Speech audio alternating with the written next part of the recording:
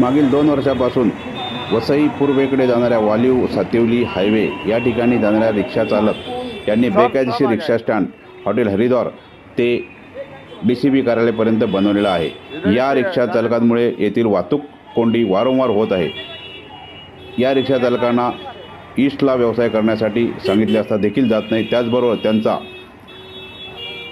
सार्वजनिक बांधकाम विभाग यांच्या कार्यालयाबाहेर अधिकृत रिक्षा तळ असताना देखील तिथे रिक्षा उभ्या न करता वाहतूक पोलिसांच्या आशीर्वादाने या ठिकाणी रिक्षा व्यवसाय बेमालूमपणे करत आहेत। त्यामुळे या ठिकाणी वारंवार वाहतूक कोंडी होत आहे व येथील पश्चिमेतील रिक्षा चालकांना याचा त्रास होत आहे। तसेच वारंवार या ठिकाणी या रिक्षा भरण्यावरून मारामाऱ्या होत आहेत व कायदा आणि सुव्यवस्था प्रश्न निर्माण झाला आहे।